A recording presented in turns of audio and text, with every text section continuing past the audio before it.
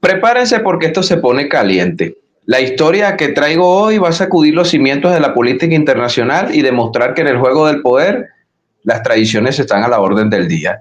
Y sí, estamos hablando de un país, El Salvador, que pensaba que las alianzas eran para cumplir, pero esto resultó ser solo una fachada.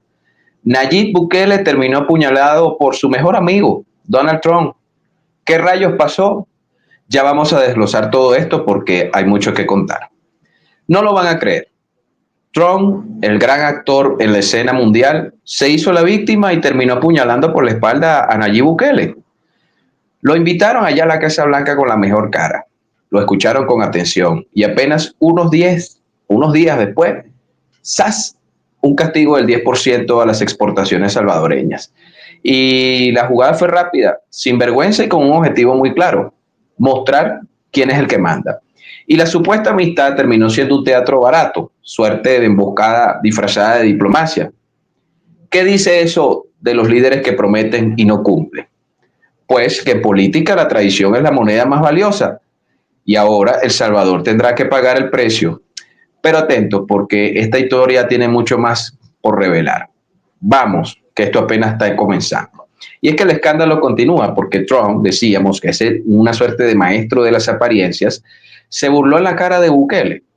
Lo invitó, sonrió, hizo creer, digamos, que había una verdadera alianza y semanas después le clavó un puñal con aranceles y sobre todo una economía vulnerable como la de El Salvador, entendiendo que la gran dependencia de la economía estadounidense se refiere especialmente a las remesas. Estamos hablando que El Salvador recibe de manera anual aproximadamente unos 8.000 millones de dólares de los ciudadanos salvadoreños que viven en Estados Unidos y que ayudan a sus familiares que están todavía en el nación centroamericana.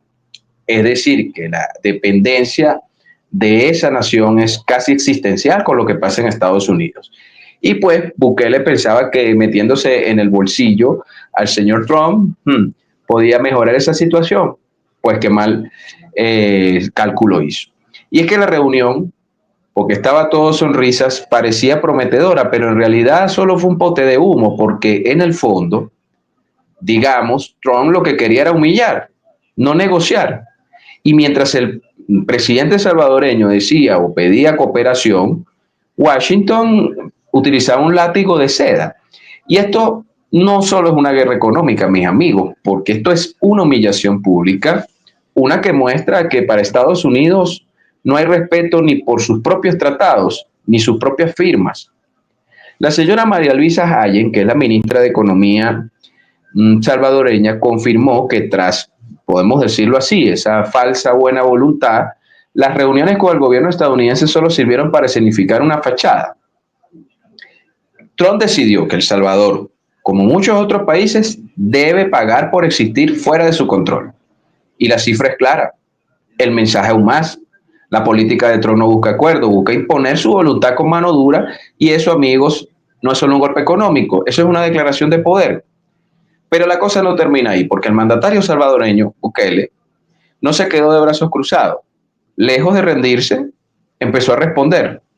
Sin embargo, ya era muy tarde, porque Trump, que tiene un carácter implacable, prefirió castigar a uno de sus aliados, que podríamos precisarlo como de los más débiles, antes que enfrentarse a las verdaderas multinacionales que en realidad son las responsables de la política económica. Y por supuesto, ni siquiera Bukele se pudo arropar con el Tratado de Libre Comercio que Estados Unidos tiene con las naciones centroamericanas más República Dominicana, por sus siglas CAFTA.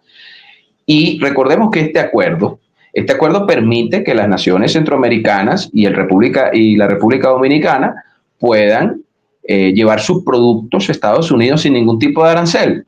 Por supuesto, estamos hablando de una cosa que ya es pasado, porque Trump ha decidido reconfigurar las relaciones no solo con sus adversarios, sea Irán, sea China, sea Rusia, sea Corea del Norte, Venezuela o Cuba en la región, sino que también con sus serviles, con sus aliados, porque lo que prometía ser un acuerdo de crecimiento y comercio justo quedó en nada.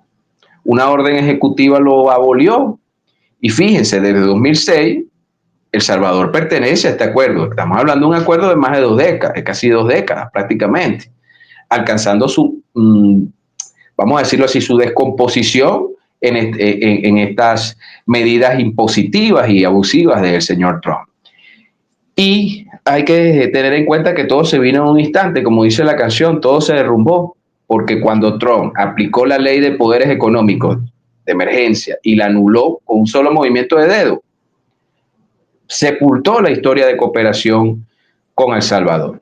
¿Qué quedó en pie, mis amigos? Pues solo la humillación. Y aquí viene lo más fuerte, porque Estados Unidos, ese gigante que dice ser socio de los países del mundo, solo usa a quienes les sirven. Cuando ya no les conviene, los desecha. No importa cuántos tratados puedan existir, ni cuántas firmas hayan llenado papeles, ni cuánto tampoco esfuerzo se haya hecho en diplomacia para sostener una relación con Estados Unidos. Y ahora siempre ha sido así. Hay mucha gente que está como impresionada por lo que hace Trump, pero es que siempre ha sido así Estados Unidos. Si uno revisa la historia, se dará cuenta que ningún gobierno estadounidense ha sido un socio confiable. Otra cosa es que Trump lo hace de manera chabacana, de manera, digamos, más ordinaria, con groserías, buscando siempre como un peleador de bar un conflicto. Eso es cierto, pero así ha sido Estados Unidos desde su origen por allá, con aquellos señores padres fundadores. Entonces, tanto así que a las naciones latinoamericanas y particularmente a las naciones centroamericanas se les conocía como repúblicas bananeras. Afortunadamente, ya en la actualidad ese título quizás no lo tienen las naciones centroamericanas, sino las tienen las naciones bálticas o Polonia o las naciones de Europa, que son repúblicas bananeras pero sin bananas. Y fíjense, vamos a poner este ejemplo. Nicaragua recibió un castigo del 18% de aranceles y a El Salvador solo le dieron un 10%, que es como la cifra estándar que habló Trump. ¿Y eso qué es? Díganme, un favor. Y eso, así lo dijo la ministra de Economía de El Salvador, que más bien con toda la diplomacia del mundo los salvadoreños eran privilegiados porque les habían colocado las tarifas mínimas. Pero todos sabemos que no hay privilegio cuando te golpean más suave, solo con decir, bueno, más tarde te puedo machacar. Y eso es exactamente lo que hicieron. Y no solo eso, cada punto porcentual extra en aranceles representa millones de dólares para las empresas y en consecuencias riesgos para el empleo. Entonces Trump tiene claro lo que hace. Afecta no solo la estructura económica de las naciones, sino que debilita en este caso a la clase trabajadora salvadoreña, porque sabe que con su política impacta en la economía real, en las familias que dependen de las exportaciones que ahora serán pechadas y por supuesto de los costos de los ciudadanos salvadoreños que están en territorio estadounidense trabajando o viviendo permanentemente y apoyan a sus familiares en su país de origen. Y la prédica de Trump es muy clara: América primero, Estados Unidos primero. Y en Estados Unidos hay miles de salvadoreños que solo quieren trabajar, quieren prosperar, pero están amenazados por este tipo de decisiones que parecen más un castigo que una estrategia de crecimiento. Y siguiendo con la infausta ministra de Economía salvadoreña, mencionó la importancia de integrar, según sus palabras, a El Salvador en las cadenas de valor del mercado estadounidense. Pero preguntémonos, seamos sinceros, ¿cómo puede lograrse eso si Washington le lanza portazos cada vez que intenta avanzar? Porque la política de Trump no es desarrollo, es sabotaje. Quiere que El Salvador sea invisible, que no compita, que no produzca, que sea un vasallo. Y solo cuando Estados Unidos se beneficia directamente, entonces sí, exporte. Pero la verdadera soberanía, esa que es el ideal de la región, de la patria grande, se ve amenazada por estos ataques constantes y fundamentalmente por algo, mis estimados amigos, que es la presencia colonial. Porque según la historia oficial, hace 200 años nuestros países lograron la expulsión de los españoles por la vía de las armas.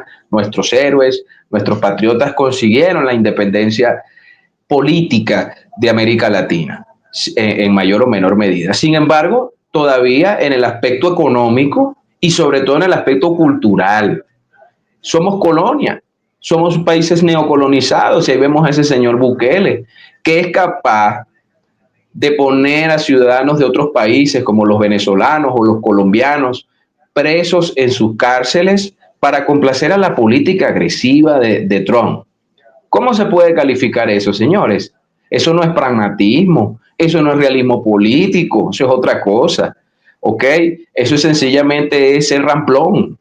Y ese ramplonismo está fundamentado, o ramplonería, mejor dicho, está fundamentado sencillamente en la neocolonización o la colonización de estas élites latinoamericanas que desafortunadamente en muchos de nuestros países siguen llevando no solo a las riendas políticas, sino también las económicas. Esto fue una producción de Geomatrix, habló para ustedes Frank Hill.